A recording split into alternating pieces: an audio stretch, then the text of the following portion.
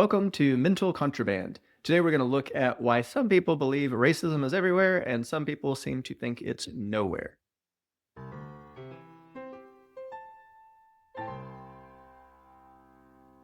So, why do some people seem to find racism almost everywhere? And why do some people say they think racism is barely an issue? Are they lying, mistaken, or is something else going on? Let me start by saying I know this is a controversial subject, but you're watching a channel called Mental Contraband, so you should expect to engage with some challenging ideas. So if you don't like that, you've been warned. So normally I don't care to dive into the news of the day, though I reserve the right to if there's something really compelling. But sometimes I feel I have a perspective that might be helpful for others to think about. So in this case, I'm hoping people of all backgrounds can gain a little empathy for each other's perspectives. Now, I live in the United States, so my comments are going to be about the demographics of the United States, but apply this to wherever else you live. So, in talking with people, I find it amazing the extreme range of perspectives. Some people think racism in America is practically non existent, and others see racism almost absolutely everywhere. And so, does the truth lie somewhere in the middle? Are people blind to injustice? Or are people just overly sensitive? Why do people seem to have such diametrically opposite experiences? Now, I don't have all the answers to these questions, but I realized as I was thinking about this, what I came up with may be a helpful framework for understanding it from others' perspectives. So that's the goal in this, is to just help us understand each other better.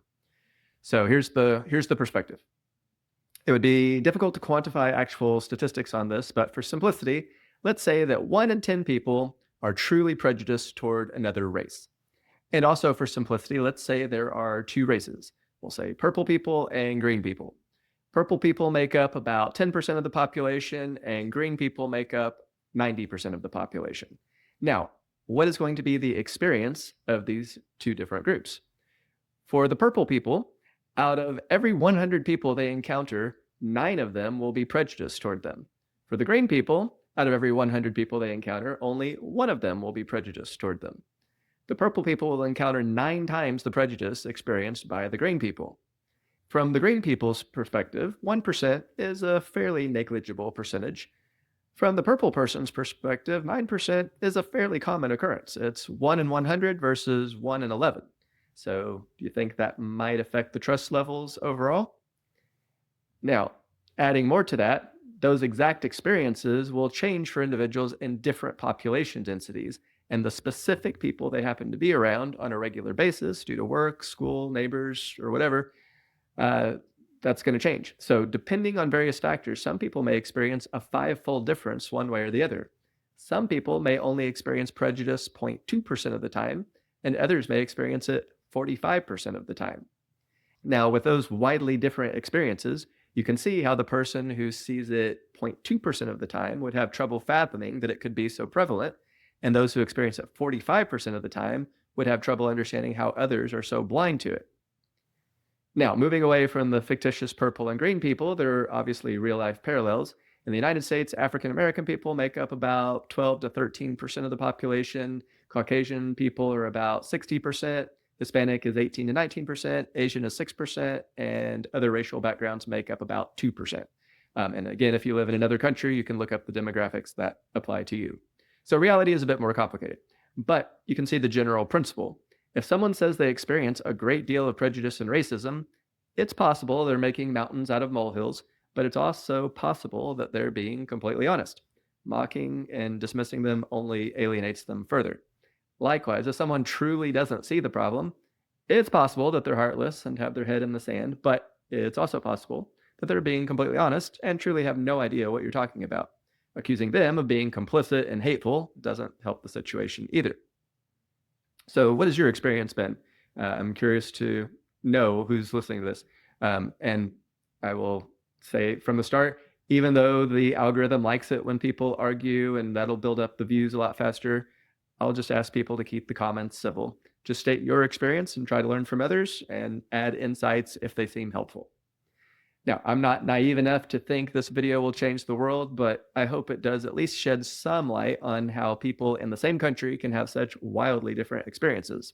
If we can at least start from a point of understanding those differences, maybe we can get somewhere. You know what will get you somewhere? Sharing this video and subscribing to this channel. If you like this topic, well, let me know. If you can think of other similar topics you'd like to explore, well, let me know. And love to hear your thoughts. Since we talked about purple people in this video, we have to do a joke about the purple people eater. So here is the joke. The purple people eater, the Kool-Aid man, and the blue chick from the movie Avatar were all sitting around a table talking one night, and they got to talking about their past. The chick from Avatar said, "I was born of a royal family on the planet Pandora." The Kool-Aid man said, "I was created by mixing together a magical packet of Kool-Aid and some magic water. Oh yeah." And the purple people eater said, "I don't actually know where I come from." And the chick from Avatar said, "Oh, that's what we wanted to talk to you about. You see, several years ago, there was this big party and someone poured tequila into the top of Kool-Aid man's head. And we had a wild night together. And, well, you know what happens when you mix the colors red and blue."